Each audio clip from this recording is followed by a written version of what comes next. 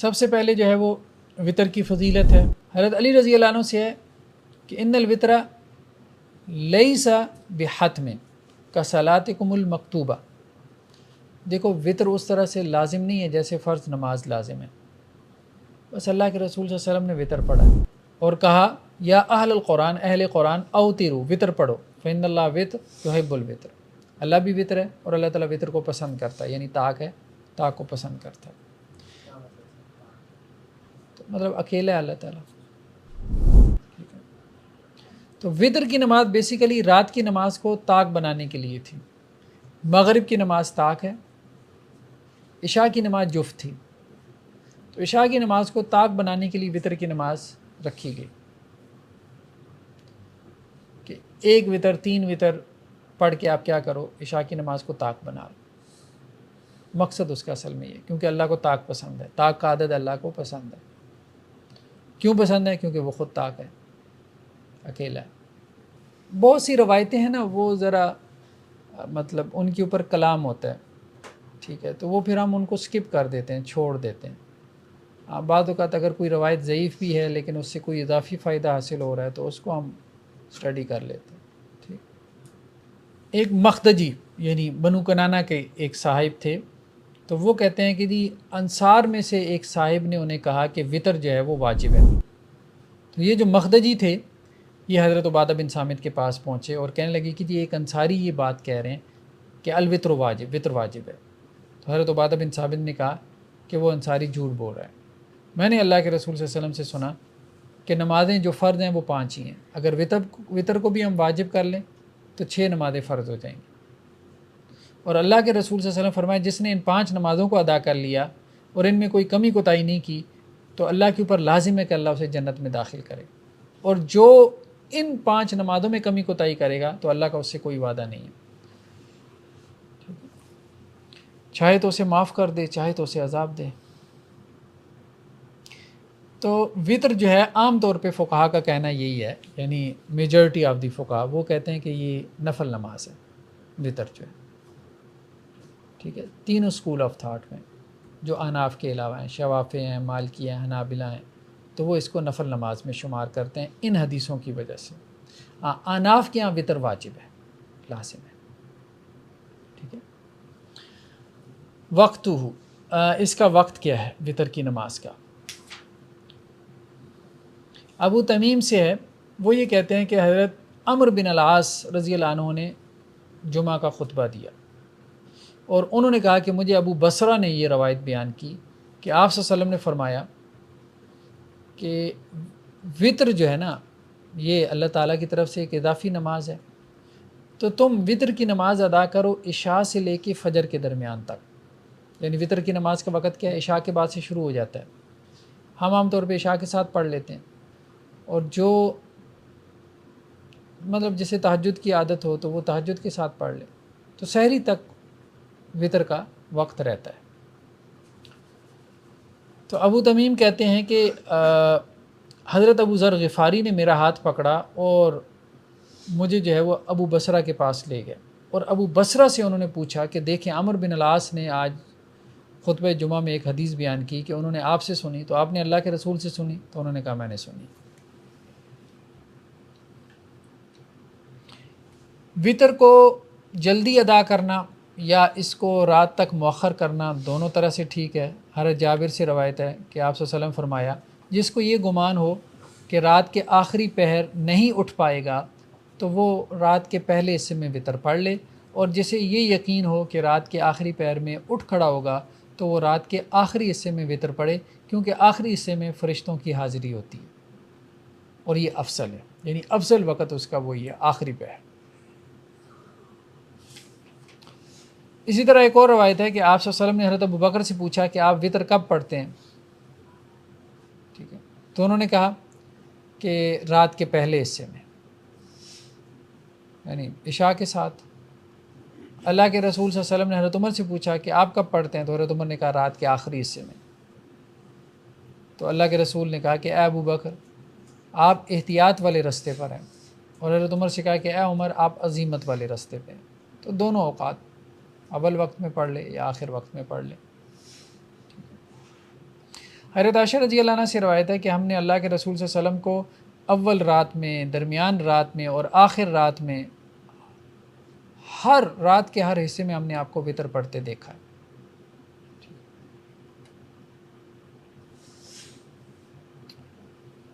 حضرت سعد بن ابی وقاص سے ہے کہ وہ عشاء کی نماز اللہ کے رسول صلی اللہ علیہ وسلم کی مسجد میں پڑھتے تھے، پھر اس کے بعد ایک وطر پڑھتے تھے، یعنی عشاء پڑھنے کے فوراً بعد وطر پڑھ لیتے تھے، اس کے علاوہ کوئی نماز نہیں پڑھتے تھے۔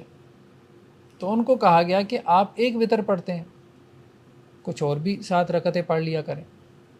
تو انہوں نے کہا میں نے اللہ کے رسول صلی اللہ علیہ وسلم سے سنا کہ جو بندہ سونے سے پہلے وطر پڑھے تو وہ عقل مند ہے، ٹھیک ہے۔ تو بہرحال مطلب یہ ہے کہ ایک وطر بھی پڑھا جا سکتا ہے، کوئی حرج نہیں۔ وہ آگے چلیں، بات آ ہی گئی وطر کی کتنی رکعت ہیں، تو آپ وسلم سے 3 رکعت، 5، 7، 9، 11 تک مروی ہیں۔ اب مسئلہ یہ ہے کہ آپ وسلم تہجد کی بھی نماز پڑھتے تھے، 11 رکعت جو ہے وہ آپ وطر بھی پڑھتے تھے، کہ ایسا تھا؟ ایسا نہیں تھا۔ بیسیکلی یہ تہجد کی نماز ہی تھی۔ بعض اہل علم نے اس کی وضاحت کی ہے، اسحاق بن راہویہ کا قول انہوں نے یہاں پہ نقل کیا کہ یہ بیسیکلی 11 رکعت وغیرہ یہ اصل میں تہجد کی نماز تھی، جس کو وطر کی نماز کہا گیا۔ یہ نہیں تھا کہ تہجد کی نماز اس کے علاوہ تھی، پھر تو جو ہے وہ 20 رکعتیں بن جاتی ہیں، کہ 20 سے بھی زیادہ، بعض روایتوں میں 13 رکعت کا بھی ذکر ہے۔ تو وطر جو ہے وہ تینوں طرح ادا کیا جا سکتا ہے۔ ایک تو یہ ہے کہ آپ تہجد کی نماز 2 رکعت کر کے پڑھتے رہیں اور آخر میں 1 رکعت پڑھ لیں علیحدہ سے، یا 3 رکعت وطر پڑھنے ہیں تو 2 رکعتیں پڑھنے کے بعد 1 رکعت علیحدہ پڑھ لیں، 5 پڑھنے ہیں تو 4 رکعتیں پڑھنے کے بعد 1 رکعت علیحدہ پڑھ لیں، ٹھیک ہے۔ اس طرح سے بھی درست ہے، آپ صلی اللہ علیہ وسلم سے ملتا ہے۔ اور دوسرا طریقہ یہ ہے کہ آپ اکٹھے وطر پڑھ لیں، 3 وطر، 5، 7، 9 اکٹھے پڑھ لیں۔ اب یہ جو اکٹھے پڑھنے ہیں اس میں بھی پھر 2 طریقے ہیں۔ ایک یہ ہے کہ ایک تشہد کے ساتھ پڑھیں، یعنی صرف آخری رکعت میں تشہد کریں، اور ایک یہ ہے کہ 2 تشہد کے ساتھ پڑھیں، یعنی آخری 2 رکعتوں میں تشہد کریں۔ سب ہمیں روایتوں میں ملتے ہیں۔ حضرت عائشہ رضی اللہ عنہ سے ہے کہ اللہ کے رسول صلی اللہ علیہ وسلم رات میں 13 رکعتیں پڑھتے تھے، اور آپ صلی اللہ علیہ وسلم کیا کرتے تھے؟ اس میں 5 وطر ادا کرتے تھے، اور اس میں صرف آخری رکعت میں بیٹھتے تھے۔ 5 وطر میں صرف آخری رکعت میں بیٹھتے تھے، 5 رکعتیں اکٹھی ادا کی، اس میں صرف آخری رکعت میں بیٹھے۔ اسی طرح ایک اور روایت حضرت عائشہ رضی اللہ عنہ سے ہے کہ آپ صلی اللہ علیہ وسلم رات میں 9 رکعت ادا کرتے تھے، اور ان 9 رکعت میں آپ 8ویں میں بیٹھتے تھے، ٹھیک ہے، اور 8ویں میں بیٹھ کے کیا کرتے تھے؟ اللہ کا ذکر اذکار، وہی تشہد کی حالت میں، اور دعا کرتے تھے، پھر اٹھتے تھے اور پھر 9ویں پڑھ کے پھر بیٹھتے تھے، پھر تشہد وغیرہ پڑھتے تھے، اور پھر سلام پھیرتے تھے، ٹھیک ہے۔ تو 8ویں میں اور 9ویں میں 2 رکعتوں میں آپ بیٹھ سکتے ہیں۔ اگر 5 پڑھنی ہے تو 4تھی اور 5ویں۔ ہاں، اب یہ بھی ایک اختلاف کیا ہے کچھ لوگوں نے کہا کہ جی دیکھیں، جہاں تو یہ بات آ گئی نا کہ آپ نے 9 رکعتیں پڑھی تو 8ویں اور 9ویں میں بیٹھے، تو 9 پڑھنی ہے تو 8ویں 9ویں میں بیٹھیں، 5 پڑھنی ہے تو اس میں یہ بات آئی کہ آپ 5ویں میں بیٹھیں، 3 پڑھنی ہے تو اس میں یہ بات آئی کہ آپ تیسری میں بیٹھیں، دوسری میں نہیں بیٹھے۔ تو کچھ لوگ اس طرف چلے گئے کہ جس طرح سے جو طریقہ مروی ہے بس اسی تک رہو۔ کچھ لوگوں نے کہا کہ نہیں، یہ نہیں ہے کہ 5 رکعتیں ہوں تو اس طرح سے پڑھنی ہے، 9 ہوں تو اس طرح سے پڑھنی ہے، یہ نہیں ہے، بلکہ یہ ہے کہ یہ دونوں طریقے درست ہیں۔ کچھ اس طرف چلے گئے، 9 والا آپ 5 پہ اپلائی کر لیں، 5 والا 9 پہ اپلائی کر لیں۔ جب دونوں طریقے آپ وسلم سے ثابت ہو گئے تو یہ ایک اختلاف ہو گیا۔ طاق ہے۔ ایک اور روایت کے اندر ہے کہ اللہ کے رسول صلی اللہ علیہ وسلم جو ہے وہ 9 رکعتیں پڑھنے کے بعد کیا کرتے تھے؟ 2 رکعتیں آپ بیٹھ کے پڑھتے تھے، اس طرح آپ کی 11 رکعتیں ہو جاتی تھی۔ ایک اور روایت کے اندر ہے کہ جب آپ بوڑھے ہو گئے اور آپ کا جسم بھاری ہو گیا تو آپ نے 7 رکعت وطر پڑھے، اور اس میں 6ٹھی اور 7ویں میں بیٹھے، اور سلام صرف 7ویں میں پھیرا۔ تو 7 رکعت میں بھی آپ 6ٹھی اور 7ویں میں بیٹھے، 9 میں بھی آپ 8ویں اور 9ویں میں بیٹھے، لیکن 3 اور 5 میں آپ تیسری میں اور 5ویں میں بیٹھے۔ تو بیسیکلی یہی وطر، یہی تہجد کی نماز تھی، یہی قیام اللیل تھا، یہی وطر کی نماز تھی۔ وطر بیسیکلی ایک ہی ہے، باقی تو اس کے ساتھ نوافل ہے۔ وطر کی نماز میں قرات کون سی ہے؟ سبح اسم ربک الاعلی، قل یا ایھا الکافرون اور قل هو اللہ احد۔ 3 صورتیں آپ وسلم 3 رکعت میں پڑھتے تھے۔ اور وطر میں جو قرات ہے ظاہری بات ہے وہ جہری ہے اگر آپ جماعت کے ساتھ کروا رہے ہیں تو۔ وطر میں قنوت کرنا، تو وطر میں قنوت یہ سنت ہے، ٹھیک ہے، پورے سال میں کی جا سکتی ہے، مخصوص ایام میں نہیں۔ بعض فقہا کا کہنا یہ ہے کہ قنوت جو ہے، دعائے قنوت مخصوص ایام میں ہے۔ عام طور پہ فقہا کا موقف یہ ہے کہ نہیں، پورے سال میں ہے۔ حضرت حسن بن علی رضی اللہ عنہ سے روایت ہے کہ اللہ کے رسول صلی اللہ علیہ وسلم نے مجھے یہ کلمات سکھائے تھے کہ میں وطر میں یہ پڑھا کروں: اللہم اہدنی فی من ہدیت وعافنی فی من عافیت۔ یا اللہ جن کو آپ نے ہدایت دی ان ہدایت یافتہ لوگوں میں مجھے بھی شمار کر لے، جن کو آپ نے عافیت بخشی ان میں میرا بھی شمار کر لے۔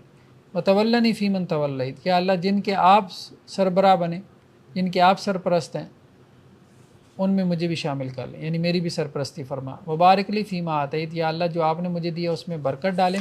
وقینی شر ما قضیت، یا اللہ جو آپ نے فیصلہ کیا، آپ کے جو فیصلے ہیں ان کے شر اس سے مجھے بچائیں۔ فإنک تقضی ولا یقضی علیک، یا اللہ آپ فیصلہ کر سکتے ہیں، کوئی آپ کے حوالے سے فیصلہ نہیں کر سکتا۔ اللہ کے فیصلے میں شر کیسا؟ اللہ کے فیصلے میں شر کیسا؟ نتیجے کے اعتبار سے نا، نتیجے کے اعتبار سے۔ وَإِنَّهُ لَا يَضِلُّ مَن وَالَيْتَ، ٹھیک ہے، اس کو عقیدے میں یوں بھی کہتے ہیں کہ ایک جو ہے وہ ارادہ شرعیہ ہے اور ایک ارادہ کونیہ ہے، جیسے ابلیس ہے، تو اس کے شر سے اللہ تعالیٰ بچے، اللہ کی مخلوق کے شر سے۔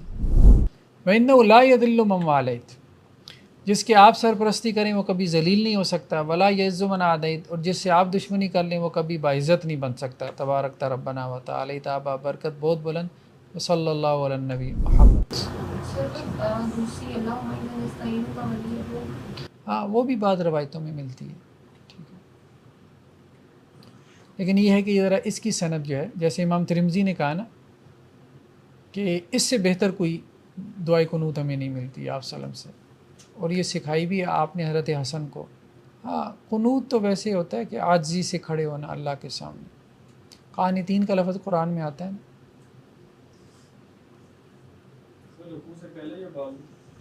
ہاں یہ ابھی آگے آ رہا ہے۔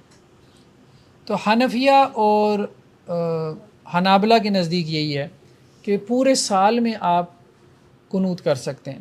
شوافی یہ کہتے ہیں کہ نہیں، رمضان میں ہے، اور رمضان میں بھی نصف ثانی میں، جو آخری نصف ثانی ہے، آخری 15 دن ہیں ان میں، اور اس میں وہ دلیل پکڑتے ہیں کہ جی حضرت عمر بن خطاب رضی اللہ عنہ نے ابی بن کعب کو رمضان میں کھڑا کیا تھا کہ وہ انہیں 20 رکعت پڑھائیں، تو وہ قنوت جو ہے وہ صرف آخری 15 دنوں میں کرتے تھے، رمضان کے آخری 15 دنوں میں۔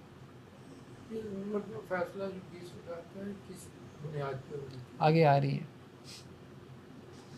محل قنوت، یعنی قنوت کہاں کرنا ہے، دعائے قنوت کہاں پڑھنی ہے۔ تو حضرت حمید سے روایت ہے کہ میں نے انس رضی اللہ عنہ سے سوال کیا کہ دعائے قنوت رکوع سے پہلے ہے یا بعد میں ہے، تو انہوں نے کہا کننا نفعل قبل و بعد، ہم پہلے بھی پڑھ لیتے تھے بعد میں بھی پڑھ لیتے تھے، تو معاملے میں وسعت ہے، سختی نہیں ہے، ٹھیک ہے۔ رکوع کے بعد بھی دعائے قنوت پڑھ سکتے ہیں نا، رکوع سے پہلے بھی پڑھ سکتے ہیں، یعنی جب آپ سمع اللہ لمن حمدہ ربنا ولک الحمد، اس کے بعد اہل حدیث تو اس کے بعد ہی پڑھتے ہیں۔ ایسے ہم اہل حدیث یہ کہنا شروع ہو گئے بہتر عمل پہلے پڑھ لیں، پہلے پڑھ لیں بعد میں پڑھ لیں، دونوں طرح سے۔ ہاتھ اٹھانا یہ کہتے ہیں کہ جی بعض علماء جو ہے وہ اس کو مستحب سمجھتے ہیں اور بعض علماء جو ہے وہ اس کو مستحب نہیں سمجھتے، ٹھیک ہے۔ اللہ کے رسول صلی اللہ علیہ وسلم نے ہاتھ اٹھائے ہیں، وہ تو قنوت نازلہ ہے نا جو دشمنوں کے لیے، تو کچھ علماء نے جی وہ آگے آ رہا ہے، وہ آگے آ رہا ہے، تو کچھ لوگوں نے اس پہ قیاس کرتے ہوئے کہا کہ عام دعائے قنوت میں بھی ہاتھ اٹھا سکتے ہیں، کچھ کہتے ہیں کہ نہیں نہ اٹھائے، بہرحال معاملے میں وسعت ہے، دونوں طرح سے جائز معلوم ہوتا ہے۔ ہاں آگے جو تذکرہ ہے کہ جی چہرے پہ دونوں ہاتھ پھیرنا تھے، اس کے بارے میں امام بہقی کہتے ہیں کہ بہتر ہے کہ نہ کرے، کیونکہ ہمیں یہ روایتوں میں نہیں ملتا کہ دعا جیسے مکمل ہو گئی نا، اگر ہاتھ اٹھا لیے تو وہ ایسے، یہ ہمیں روایتوں میں ملتا نہیں۔ کسی دعا میں بھی یا قنوت نہیں ابھی تو ہم اس کی کریں نماز کی، ویسے- ویسے عام تو وہ ہے۔ جی دعائیں قنوت کی کیا حیثیت ہے؟ لازمی پڑھنا ہے یا چھوٹ جائے تو پھر؟ نہیں کوئی حرج نہیں ہے، دیکھیں وہ تو ویسے ہی جو خود وطر ہے اس کے بارے میں اختلاف ہے، ٹھیک ہے، میجورٹی تو یہ کہہ رہی ہے وہ خود نفل ہے۔ اور یہ قنوت پڑھنی بھی آخری رکعت میں نا، جو آگے ہاں آخری رکعت میں پڑھنی ہے، اور رکوع سے پہلے پڑھ لے، رکوع کے بعد پڑھ لے، ہاتھ اٹھا کے پڑھ لے، ہاتھ گرا کے پڑھ لے، ٹھیک ہے، جس طرح سے بھی پڑھ لے۔ سر کا رکوع سے پہلے ہم نے پڑھی اور رفع دین کیا، اس کے بعد پھر ہم نے رکوع میں جاتے ہوئے رفع دین، یعنی اس دفعہ یہ زیادہ ہو جائے گا وطر۔ جی رکوع میں جاتے ہوئے رفع الیدین کرنا ہے، رکوع میں جاتے ہوئے کرنا ہے۔ باقی دعائے قنوت کے وقت رفع الیدین کرنا ہے کہ نہیں وہ اختلافی مسئلہ ہے۔ یہاں پہ وہ لکھا ہے نا حافظ ابن عاشور۔ جی الدعاء بعدہ، یعنی وطر کے بعد دعا کرنا، سبحان الملک القدوس 3 مرتبہ وطر کے بعد، اور پھر رب الملائکۃ والروح، ٹھیک ہے، وطر مکمل ہو جائیں تو اس کے بعد یہ دعا کرنا۔ بعض روایتوں میں یہ بھی دعا ہے اللہم انی اعوذ برضاک من سخطک و اعوذ بمعافاتک من عقوبتک و اعوذ بک من لا احصی ثناء علیک انت کما اثنیت علی نفسک، یہ پہلے بھی گزر چکا۔ نیکسٹ کیا ہے؟ لا وطران فی لیلہ، جی ایک دعا جو بندی پڑھتے ہیں وہ ثابت ہے؟ بعض روایتوں میں وہ ملتی ہے، اگرچہ اس میں کچھ لوگوں نے اضافہ کر لیا، وہ اضافہ ثابت نہیں ہے، ٹھیک، بعض روایتوں میں ملتی ہیں اس کے الفاظ، بالکل ملتے ہیں، اللہم انا نستعینک کا، اضافہ کیا کیا؟ ہاں کچھ الفاظ کا لوگ جیسے اضافہ کر لیتے ہیں۔ لا وطران فی لیلہ، ایک رات میں 2 وطر نہیں ہیں، 2 مرتبہ آپ وطر نہیں پڑھ سکتے، یعنی آپ نے عشاء کے ساتھ وطر پڑھ لیے تھے تو اب تہجد کے وقت آپ بیدار ہوئی ہیں تو اب صرف تہجد کی نماز پڑھیں، دوبارہ وطر نہیں پڑھیں۔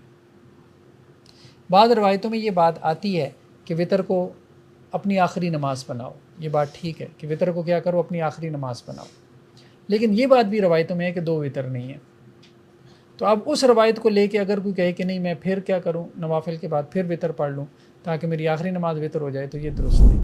حضرت علی سے ہے کہ میں نے اللہ کے رسول صلی اللہ علیہ وسلم سے سنا کہ لا وطران فی لیلہ، ایک رات میں 2 وطر نہیں ہیں، ٹھیک ہے۔ ہاں اب یہ ہے کہ پھر کیا کرے، دوسری بات حدیثوں میں ہمیں ملتی ہے، یہ دیکھیں نا ابھی حضرت عائشہ رضی اللہ عنہ سے حدیث لے کے آئے ہیں کہ آپ صلی اللہ علیہ وسلم جو ہے وہ سلام پھیرتے تھے، یعنی تہجد کی نماز سے فارغ ہو جاتے تھے، ثم یصلی رکعتین، پھر اس کے بعد آپ 2 رکعتیں بیٹھ کے پڑھتے تھے تہجد کے بعد، یعنی وطر کی نماز کے بعد بھی 2 رکعتیں ثابت ہیں آپ صلی اللہ علیہ وسلم سے، تو گویا وطر کے بعد ہم نماز پڑھ سکتے ہیں۔ حضرت ام سلمہ سے روایت ہے کان یرکع رکعتین بعد الوطر، کہ آپ وطر کے بعد 2 رکعتیں پڑھتے تھے، وہ جالس۔ مگر اہل حدیث کہتے ہیں کہ یہ صرف نبی کریم صلی اللہ علیہ وسلم کا خاصہ تھا۔ نہیں خاصا نہیں، ٹھیک ہے، بس آپ صلی اللہ علیہ وسلم سے مل گیا، بس اگر کوئی کر لیتا ہے تو کیا ہے، اب وہ خاصہ تو ظاہری بات ہے، حدیث میں تو نہیں لکھا ہوا خاصہ تھا کہ نہیں، بس ایک انڈرسٹینڈنگ ہے، ٹھیک ہے آپ کہیں ہماری انڈرسٹینڈنگ ہے، آپ اس پہ عمل کر لیں۔ یہ حنفی جو ہے نا وہ اکثر بیٹھ کے پڑھتے ہیں یہ نفل، اہل حدیث ذرا چڑھتے ہیں کہ یہ نبی کریم صلی اللہ علیہ وسلم کے لیے ہی تھا۔ نہیں خاصہ نہیں تھا، اب یوں کہہ سکتے ہیں تھکاوٹ کی وجہ سے، یوں کہہ سکتے ہیں تہجد لمبی تھی، اس کے بعد بیٹھ کے 2 رکعتیں پڑھیں۔ اگر کوئی شخص اس نیت سے پڑھے کہ نبی کریم صلی اللہ علیہ وسلم نے بیٹھ کے پڑھیں، کوئی حرج نہیں، ٹھیک ہے۔ وطر کی نماز کی قضا، جمہور علماء یہی کہتے ہیں کہ وطر کی نماز کی قضا بھی آپ ادا کریں گے۔ حضرت ابو سعید خدری سے روایت ہے کہ جو اپنے وطر سے سویا رہا یا وطر بھول گیا، تو جب اس کو یاد آئے یا جب بیدار ہو تو وہ کیا کرے، اس کو پڑھ لے، ٹھیک ہے۔ تو اب کب پڑھے گا، تو احناف یہ کہتے ہیں کہ ممنوع اوقات کے علاوہ جب بھی پڑھ لے، شوافی یہ کہتے ہیں کہ جب بھی پڑھ لے، امام مالک اور امام احمد کہتے ہیں کہ بہتر ہے کہ فجر سے پہلے پڑھ لے، ٹھیک ہے۔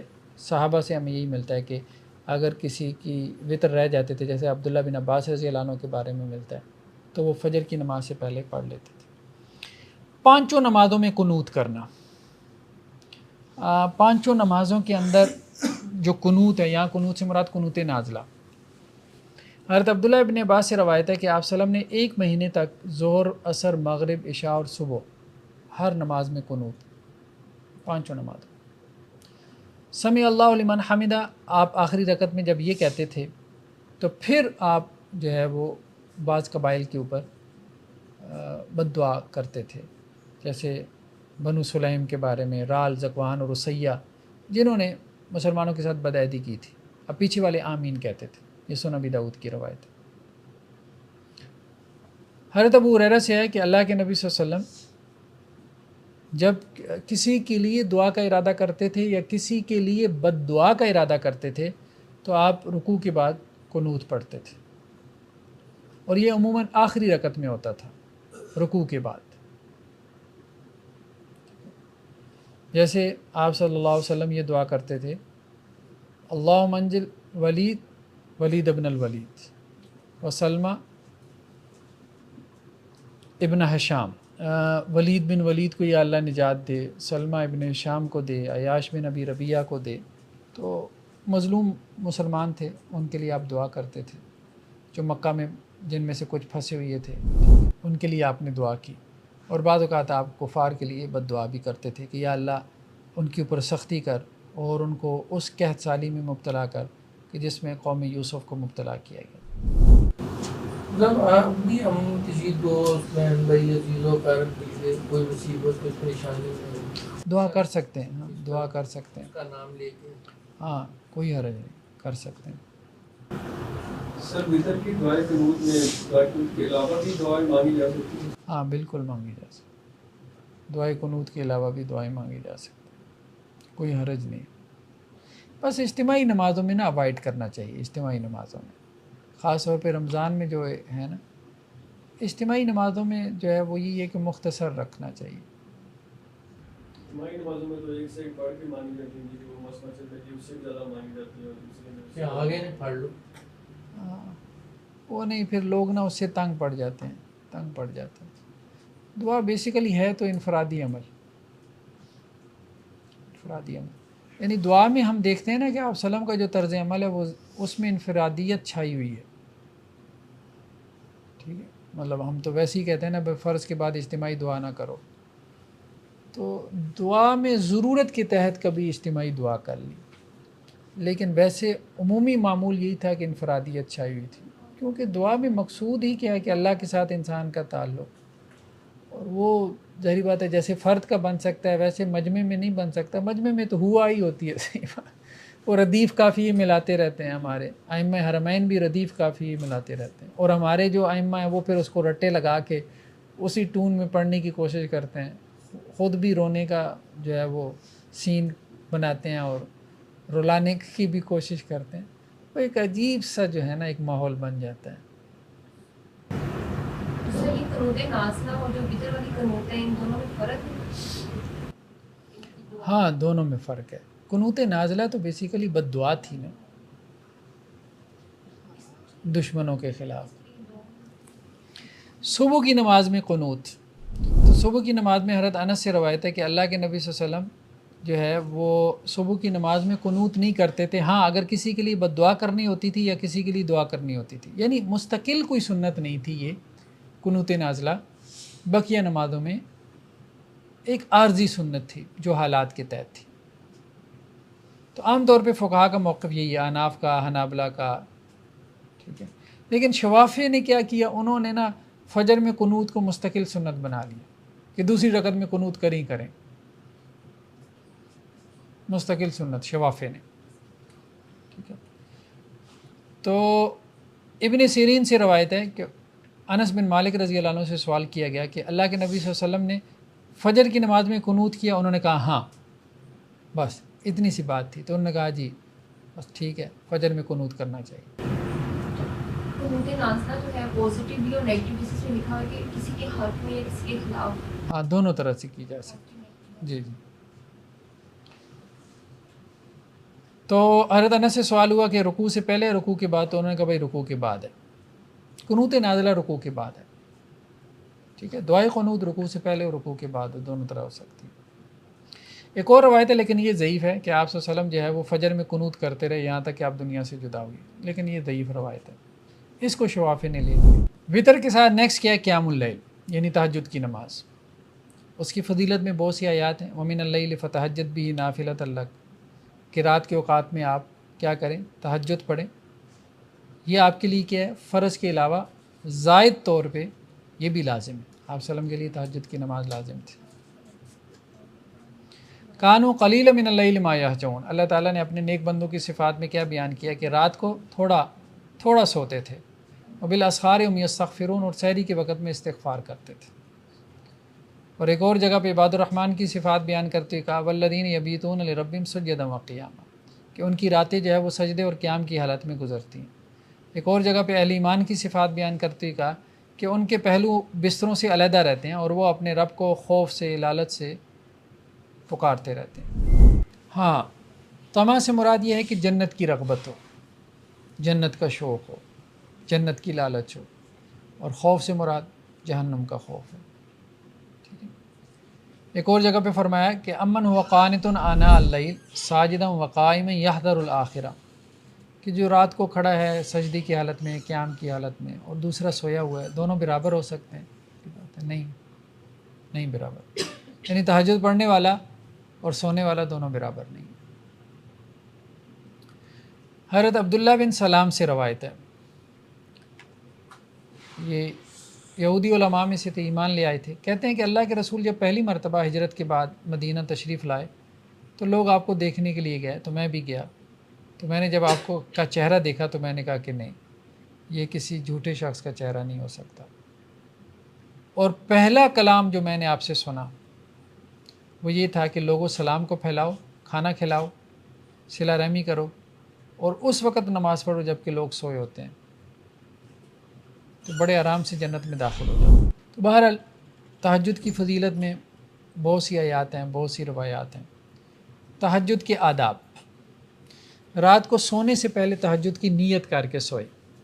अगर नीयत करके सोएगा और बेदार नहीं हो पाया तो फिर भी उसके लिए अजर है। ठीक है।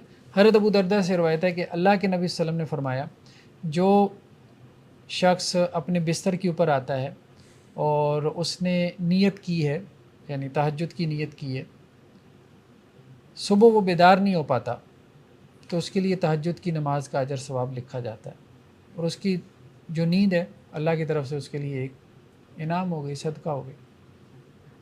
तो नीयत करने पे भी अजर मिल जाता है।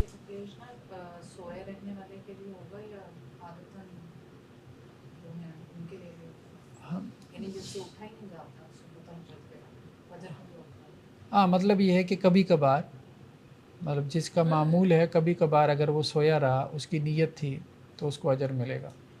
ये इस तरह बात हो जाता है मेरे साथ कि वो अलार्म भी लगाया होता है तो नहीं उठा जाता, बल्कि फजर की नमाज के बाद उठा जाता है। उसमें क्या करना? बस यही है कि बंदा कुछ ना कुछ जो है ना कलिमात इस्तिग़फ़ार पढ़ लिया करे। अगर उठ के 2 रकतें ना भी पढ़ पाए तो एक और लफ्ज़ जो कुरान में आया है वो ये है कि सहरी के वक़्त में इस्तिग़फ़ार करने वाले, तो बिस्तर पे ही यही अस्तग़फ़िरुल्लाह अस्तग़फ़िरुल्लाह अल्लज़ी ला इलाहा इल्ला हुवल हय्युल क़य्यूम व अतूबु इलैह। तो बस बिस्तर पे सोए सोए ये इस्तिग़फ़ार पढ़ ले तो कम से कम ये है कि सहरी के वक़्त में इस्तिग़फ़ार करने वालों में शुमार हो जाएगा। इंसान रात को उठता है, वाशरूम के लिए उठता है, किचन में जाता है, पानी पीने के लिए उठता है, बच्चे जगा देते हैं, तो ऐसे में कुछ ना कुछ कलिमात इस्तिग़फ़ार पढ़ लिया करें। पहला तो ये है कि रात सोने से पहले तहज्जुद की नीयत कर लें, और दूसरा क्या है कि जब बेदार हो तो अपने हाथ जो है वो अपने चेहरे पे मले, यानी अपनी नींद दूर करे और मिसवाक करे, और फिर आसमान की तरफ देख के ये दुआ करे, ला इलाहा इल्ला अंत सुब्हानका अस्तग़फ़िरुका लिज़म्बी व अस्अलुका रहमतका अल्लाहुम्मा ज़िदनी इल्मा वला तुज़िग़ क़ल्बी बाद इज़ हदैतनी व हब ली मिन लदुनका रहमा इन्नका अंतल वहाब। ठीक है, या अल्लाह आपसे अपने गुनाहों की माफ़ी चाहता हूँ और आपकी रहमत का सवाल करता हूँ। या अल्लाह मेरे इल्म में इजाफ़ा फरमा और हिदायत देने के बाद मेरे दिल को टेढ़ा ना कर देना, और अपनी तरफ से मुझे रहमत अता फ़रमाएँ, बेशक आप बहुत ज़्यादा अता करने वाले हैं। अल्हम्दुलिल्लाहिल्लज़ी अहयाना बादमा अमातना व इलैहिन नुशूर। तमाम तारीफ़ें उस ज़ात की हैं जिसने हमें मरने के बाद ज़िंदा किया और उसी की तरफ हमें लौट के जाना है। फिर سورہ آل عمران کی آخری 10 آیات، یہ جو ہے نا آخری رکوع ہے سورہ آل عمران کا، یہ بھی اللہ کے رسول صلی اللہ علیہ وسلم تہجد کے وقت پڑھتے تھے۔ ان فی خلق السماوات والارض واختلاف اللیل والنہار لآیات لأولی الالباب۔ پھر یہ دعا بھی آپ صلی اللہ علیہ وسلم تہجد کے وقت پڑھتے تھے، اللہم لک الحمد، یہ پہلے بھی گزر چکی، انت نور السماوات والارض ومن فیہن ولک الحمد انت قیم السماوات والارض ومن فیہن ولک الحمد انت الحق ووعدک الحق ولقاؤک حق والجنۃ حق والنار حق والنبیون حق ومحمد حق والساعۃ حق اللہم لک اسلمت وبک آمنت وعلیک توکلت والیک انبت وبک حاصمت وإلیک حکمت فاغفر لی ما قدمت وما اخرت وما اسررت وما اعلنت انت اللہ لا الہ الا انت۔ تو دعائیں پڑھنا مطلب ٹھیک ہے۔ وبی کا حاصمت، یا اللہ آپ کی بنیاد پہ ہی میں جھگڑا کرتا ہوں، ٹھیک ہے۔ کہتے ہیں وہ بھائی پیچھے کوئی ہونا چاہیے نا، کس کے سہارے جو ہے وہ لڑائیاں کر رہے ہو، ٹھیک ہے، کس کی وجہ؟ ہاں کون ہے پیچھے، ٹھیک ہے۔ تیسرا کیا ہے تہجد کے آداب میں سے کہ 2 رکعتیں، جو پہلی 2 رکعتیں وہ ہلکی ہونی چاہیے۔ آپ صلی اللہ علیہ وسلم کا معمول یہی تھا کہ جب تہجد کی نماز پڑھتے تھے، حضرت عائشہ رضی اللہ عنہ سے روایت ہے، تو اللہ کے رسول صلی اللہ علیہ وسلم پہلی 2 رکعتوں کو ہلکا رکھتے تھے، بہت شارٹ، پھر اس کے بعد تھوڑا طویل کیا، پھر اس کے بعد اگلی 2 رکعتوں کو اور طویل کیا، پھر اس کے بعد کی 2 رکعتیں وہ پھر معتدل ہوتی تھیں۔ چوتھا کیا ہے کہ اپنے گھر والوں کو بھی بیدار کرے، ٹھیک ہے۔ حضرت ابو ہریرہ سے ہے کہ اللہ کے نبی صلی اللہ علیہ وسلم فرمائے کہ اللہ تعالیٰ اس بندے پہ رحم فرمائے کہ جو رات کو تہجد کے لیے کھڑا ہو اور تہجد کی نماز پڑھے اور اپنی گھر والی کو بھی جگائے، اور اگر وہ انکار کرے تو اس کے چہرے پہ پانی کے چھینٹے مارے۔ سر یہ وائس ورسا بھی ہوگا؟ یہ مشکل وہاں ایسے ہی ہے۔ آگے یہی ہے کہ اللہ تعالیٰ اس عورت کے اوپر رحم فرمائے کہ جو رات کو کھڑی ہو، ٹھیک ہے، اور تہجد کی نماز پڑھے اور اپنے شوہر کو بھی بیدار کرے، اور اگر وہ اٹھنے سے انکار کرے تو اس کے چہرے پہ پانی کے چھینٹے مارے۔ لیکن دیکھ لے بندہ لڑائی نہ ہو جائے، لڑائی نہ ہو جائے۔ یہ تو اسی صورت میں ہے نا جب ایک انڈرسٹینڈنگ ہو کہ ہم نے تہجد کی نماز پڑھنی ہے، مجھے جگا دینا، چلو اگر میں نہیں جاگ رہا تو مجھے پانی کے چھینٹے مار دینا ہے، مطلب اس قسم کی انڈرسٹینڈنگ ہونی چاہیے نا۔ اگر معاملہ یہ ہو کہ مشکل سے فرائض ہی پورے ہو رہے ہیں تو پھر تو لڑائی ہونی ہے۔ ایک اور روایت میں ہے اللہ کے رسول صلی اللہ علیہ وسلم نے فرمایا کہ جب بندہ اپنے اہل و عیال کو رات کے وقت بیدار کرے اور وہ دونوں مل کے نماز پڑھیں، یعنی میاں بیوی تہجد کی نماز مل کے پڑھیں، یا 2 رکعتیں بھی پڑھ لیں تو کافی ہے۔ مل کے یعنی جماعت کریں؟ ہاں جماعت کرائیں گے تو اللہ تعالیٰ ان کو ذاکرین اور ذاکرات میں لکھیں گے، یعنی ان کی رات اللہ کو یاد کرتی ہوئی گزری۔ ذاکرین اور ذاکرات کا تذکرہ آتا ہے نا سورہ احزاب میں، وَالذَّاكِرِينَ اللَّهَ كَثِيرًا وَالذَّاكِرَاتِ۔ کا وہ اپنی طرف نہ لے جائیں، یہ ہمارے لیے ہے۔ اچھا وہ ذاکر وہ چلیں، وہ تو کہتے ہیں شیعہ کا لفظ بھی پھر قرآن میں آیا ہے کہ حضرت ابراہیم شیعہ تھے۔ حضرت ام سلمہ سے روایت ہے کہ اللہ کے نبی صلی اللہ علیہ وسلم رات کو بیدار ہوتے اور ایک مرتبہ آپ بیدار ہوئی اور آپ نے کیا کہا؟ سبحان اللہ، آج کی رات کیسے کیسے فتنے نازل ہو رہے ہیں اور اللہ تعالیٰ کی طرف سے کیسے کیسے خزانے بھی نازل ہو رہے ہیں، کوئی ان حجرے والیوں کو جگا دے۔ اور اللہ کی قسم کہ قیامت والے دن بہت سی عورتیں جو دنیا میں کپڑا پہننے والی ہوں گی وہ ننگی ہوں گی۔ بخاری کی روایت ہے، یعنی وہی فتنوں میں پڑ گئیں جو عورتیں، ان کیونکہ آپ صلی اللہ علیہ وسلم نے فتنے بھی نازل ہوتے دیکھے، خزانے بھی نازل ہوتے دیکھے، تو ان فتنوں میں سے ایک یہ بھی ہے کہ جو فتنوں میں پڑ گیا۔ ایک اور روایت میں ہے کہ اللہ کے رسول صلی اللہ علیہ وسلم رات کو جو ہے وہ حضرت فاطمہ کی طرف تشریف لے گئے رضی اللہ عنہ، حضرت علی اور حضرت فاطمہ، تو آپ نے ان کو بیدار کیا اور کہا کہ آپ نماز نہیں پڑھتے رات کو، تہجد کی نماز۔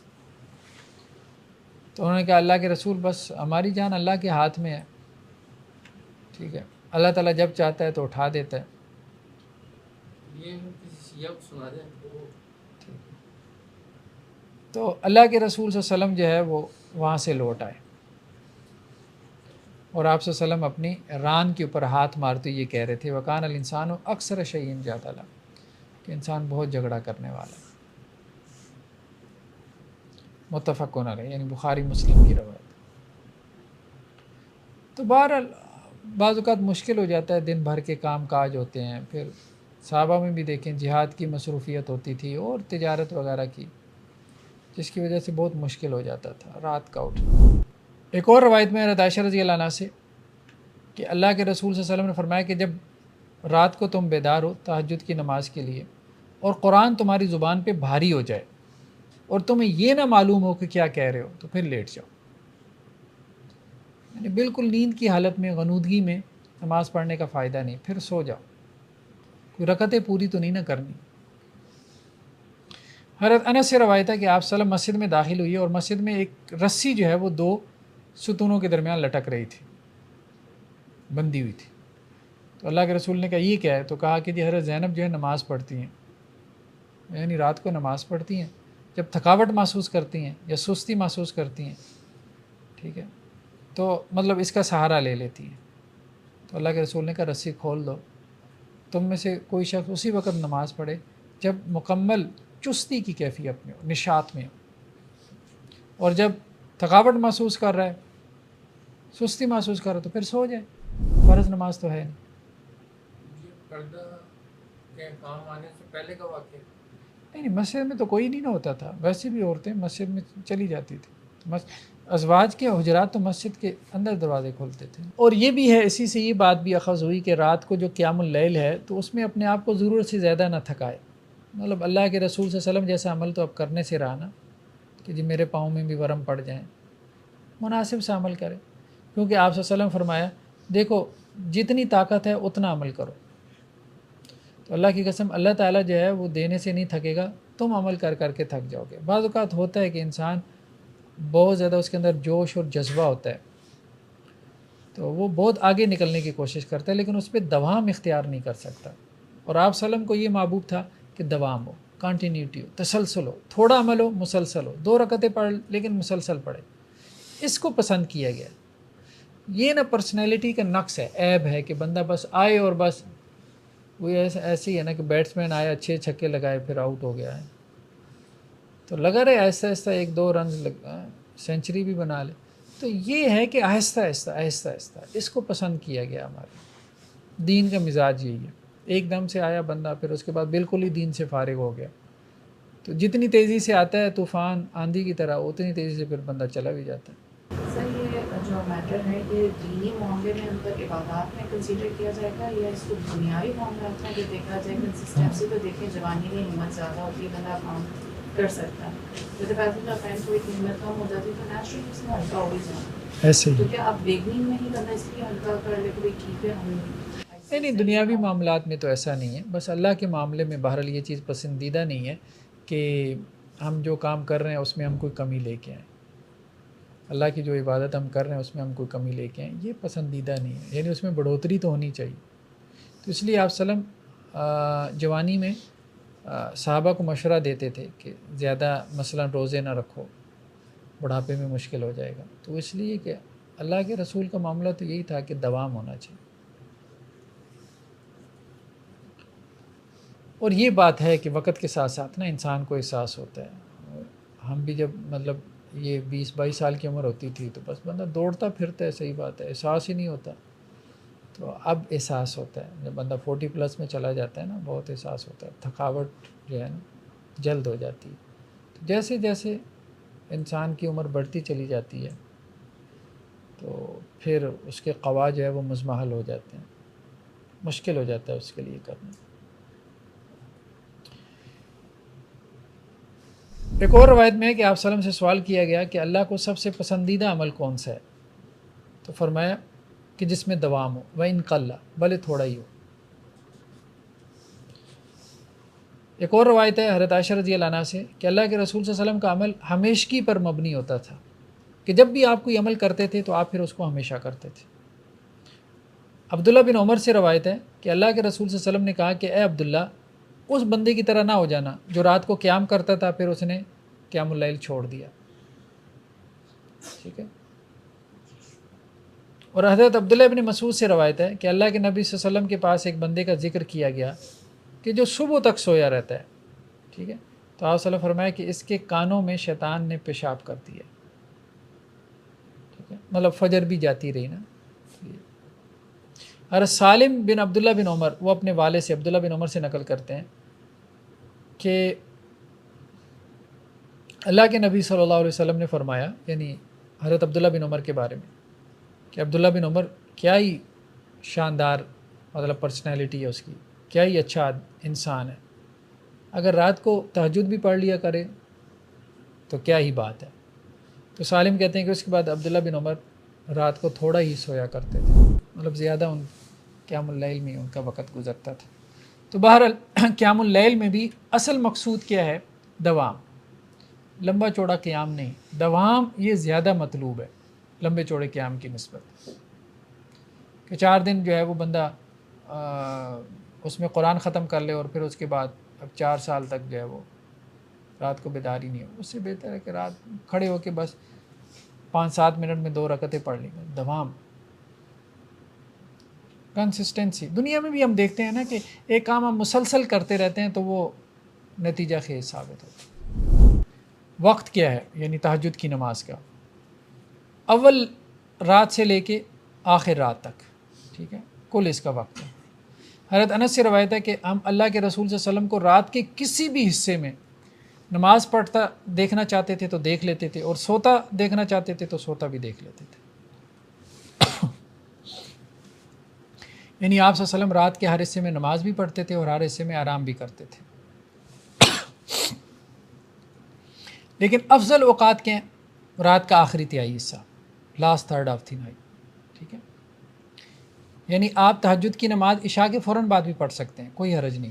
جو صبح بیدار نہیں ہو سکتا وہ عشاء کے بعد 2 رکعتیں تہجد پڑھ لیا کرے، کوئی حرج نہیں، تہجد کے لیے سونا بھی ضروری نہیں، ایسی غلط فہمی ہے۔ لیکن افضل وقت وہی ہے، آخری وقت ہے، رات کا آخری حصہ۔ حضرت ابو ہریرہ سے روایت ہے کہ ہمارا رب ہر رات کو آسمانی دنیا پہ نزول فرماتا ہے جب رات کا آخری تہائی حصہ باقی رہ جاتا ہے، اور اس وقت جو ہے وہ پھر ایک فرشتہ یا اللہ سبحانہ و تعالیٰ ندا لگاتے ہیں، کوئی ہے جو مجھے پکارے میں اس کی دعا قبول کروں، کوئی ہے جو مجھ سے سوال کرے میں اس کو دوں، کوئی ہے جو مجھ سے استغفار کرے تو میں اس کو معاف کروں۔ حضرت عمر بن عباسہ سے ہے کہ میں نے اللہ کے نبی صلی اللہ علیہ وسلم سے سنا کہ بندہ جو ہے وہ اپنے رب کے سب سے زیادہ قریب کب ہوتا ہے؟ جب رات کا آخری حصہ ہو۔ تو اگر تمہارے اندر استطاعت ہے کہ تم اس حصے میں اللہ کو یاد کر سکو تو ضرور یاد کرنا۔ حضرت ابو ذر سے ہے کہ کون سا قیام افضل ہے؟ تو اللہ کے رسول صلی اللہ علیہ وسلم نے اس کے جواب میں فرمایا جوف اللیل الغابر، رات جا رہی ہے بس، ٹھیک ہے، تو اس کا پیٹ، یعنی وہی رات کا آخری حصہ، رات ختم ہو رہی ہے، نکل رہی ہے، تو اس میں جو قیام ہے وہ سب سے افضل ہے۔ لیکن آپ صلی اللہ علیہ وسلم نے کیا فرما دیا ساتھ؟ بہت کم لوگ ہیں جو اس میں قیام کرتے ہیں۔ ایک اور روایت میں آپ صلی اللہ علیہ وسلم فرمایا کہ بہترین روزہ داؤد علیہ السلام کا روزہ ہے، ٹھیک ہے، اور بہترین نماز بھی داؤد علیہ السلام کی نماز ہے، کہ نصف رات سوتے تھے، پھر اس کے بعد 1/3 رات قیام کرتے تھے، پھر اس کے بعد 6واں حصہ سوتے تھے، ٹھیک ہے، پھر اس کے بعد فجر، اور 1 دن روزہ رکھتے تھے اور 1 دن افطار کرتے تھے۔ تو یعنی 1/3 رات قیام کرنا اور اس میں بھی تھوڑا سا آرام کر لے تو یہ بہترین۔ تہجد کی رکعات کتنی ہے؟ عدد و رکعات ہی، ٹھیک ہے، 11 رکعتیں یا 13 رکعتیں بھی بعض روایتوں میں آتی ہیں کہ آپ نے 11 رکعات کے بعد 2 نفل پڑھے بیٹھ کے تو 13 رکعتیں ہو جاتی ہیں۔ حضرت عائشہ رضی اللہ عنہ سے روایت ہے کہ آپ صلی اللہ علیہ وسلم رمضان ہو یا غیر رمضان 11 رکعات سے زیادہ نہیں پڑھا کرتے تھے، اور آپ 4 رکعتیں پڑھتے تھے تو ان کے حسن اور ان کی طوالت کے بارے میں، یعنی ان کا لینتھی ہونا، لمبا ہونا اور خوبصورت ہونا، اس کے بارے میں کیا کہنے۔ پھر آپ 4 رکعتیں پڑھتے تھے تو ان کے حسن اور ان کی طوالت کے بھی کیا کہنے۔ پھر آپ 3 رکعتیں پڑھتے تھے، 4 4 اور پھر 3، 2 کر کے بھی پڑھی ہیں، ٹھیک ہے۔ تو میں نے کہا اللہ کے رسول صلی اللہ علیہ وسلم کہ آپ وطر پڑھنے سے پہلے جو ہے وہ سو جاتے ہیں، تو اللہ کے رسول صلی اللہ علیہ وسلم نے فرمایا کہ اے عائشہ میری آنکھیں سوتی ہیں، میرا دل جاگ رہا ہوتا ہے، یعنی بعض اوقات آپ درمیان میں سستانے کے لیے سو بھی جاتے تھے، اور سونے کے بعد آپ پھر وضو نہیں کرتے تھے دوبارہ، اسی طرح سے نماز پڑھ لیتے تھے، حالانکہ سونے سے وضو ٹوٹ جاتا ہے۔ تو عام آدمی تو یہی ہے کہ سونا جو ہے وہ ناقض وضو ہے، وہ تو وضو کرے گا، لیکن آپ صلی اللہ علیہ وسلم کا یہ معجزہ تھا۔ ایک اور روایت میں حضرت عائشہ رضی اللہ عنہ سے کہ آپ صلی اللہ علیہ وسلم رات میں 10 رکعتیں پڑھتے تھے اور پھر 1 رکعت پڑھتے تھے، یعنی وطر، اس سے 11 بنا لیتے تھے۔ اس طرح سے بھی ٹھیک ہے، 4 4 اور 3 2 کر کے پڑھیں اور آخر میں 1 رکعت پڑھ لیں، 11 بنا لیں اس طرح سے، یا اس کے بعد 2 رکعتیں بیٹھ کے پڑھ لیں 13، اس طرح سے بھی ٹھیک۔ ہاں تہجد کی نماز کی قضا، ہاں یہ ملتا ہے ہمیں کہ آپ صلی اللہ علیہ وسلم تہجد کی نماز کی قضا بھی دیتے تھے، کیونکہ آپ کا معمول تھا نا تہجد کی نماز، تو اگر کبھی کسی وجہ سے رہ جاتی تھی آپ کی تہجد کی نماز تو آپ دن میں 12 رکعتیں پڑھتے تھے، یہ حضرت عائشہ رضی اللہ عنہ سے صحیح مسلم میں روایت ہے، دن میں آپ 12 رکعتیں پڑھتے تھے۔ ایک اور روایت میں حضرت عمر سے کہ آپ صلی اللہ علیہ وسلم فرمایا کہ جو بندہ رات میں قرآن کا کوئی حصہ پڑھتا ہے اور وہ اس سے رہ جائے تو وہ کیا کرے، فجر اور ظہر کے درمیان پڑھ لے تو اسے اتنا ہی ثواب ملے گا، فجر اور ظہر کے درمیان، ٹھیک ہے، قرآن کا کوئی حصہ تھا یا جو بھی نوافل تھے وہ پڑھ لے، جو رات کا عمل ہے وہ کر لے، رات کا جو عمل ہے اس کا وہ دن میں کر لے، چھوڑے نہیں، ترک نہ کرے اس کو، اس کی قضا دے دے۔ جو پڑھتے ہیں وہ اسی سینس میں پڑھتے ہیں؟ چاشت کی نماز اور ہے وہ آگے آ رہی ہے، ٹھیک ہے۔ اب نیکسٹ ٹائم ہم انشاءاللہ پھر ڈسکس کریں گے تراویح کی نماز، اور پھر اس کے بعد جو ہے وہ چاشت کی نماز، اشراق کی نماز، اوابین کی نماز، اور اس کے علاوہ استخارے کی نماز، اور کسوف کی نماز، خسوف کی نماز، توبہ کی نماز، نماز حاجت۔ تو نماز کی یہ جو بقیہ قسمیں ہیں نا یہ بھی نفل نماز میں آ جاتی ہیں، تو ان کو ہم پھر نیکسٹ ٹائم ڈسکس کریں گے، آج اتنا چلیں۔ سر وہ نے کہا کہ امام نے فرمایا وطر کو اپنی آخری نماز پڑھنا، جی کیا کہ میرے یہ وطر کے بعد 2 رکعت پڑھتے بھی تھے، اور پھر میں لازم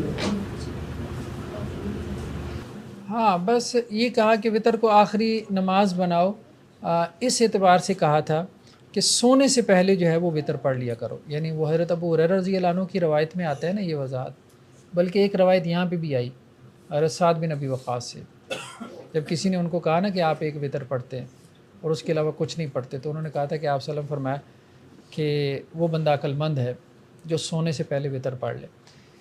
یعنی آپ یوں کہہ سکتے ہیں کہ 2 طرح کے لوگ ہیں، ایک وہ لوگ ہیں تہجد جن کا معمول نہیں ہے، ٹھیک ہے، تو اب ان کے بارے میں کہا کہ کم از کم وطر پڑھ لیا کرو، یعنی وطر بھی ایک اعتبار سے تہجد کی نماز ہے، یعنی کچھ نہ کچھ تمہیں رات کی نماز میں سے حاصل ہو جائے، تمہارے کچھ نہ کچھ اجر تمہارے لکھا جائے، تو اس لیے اس کو کہا گیا کہ رات کی آخری نماز وطر کو بناؤ، ٹھیک ہے، مطلب اس کا کوئی ٹائمنگ بھی تھوڑا بہت تہجد کے ساتھ سیٹ ہو جائے کہ رات چلے سونے سے پہلے تم نے وطر پڑھ لیے تو وہ تمہاری تہجد کنسیڈر ہوگی۔ ایک بندہ جو صبح کو بھی اٹھتا ہے تو اس کے لیے کوئی حرج نہیں ہے کہ وہ وطر کے بعد 2 رکعتیں پڑھ لے۔ چلیں جی، سبحانک اللہم و بحمدک، نشہد ان لا الہ الا انت، نستغفرک۔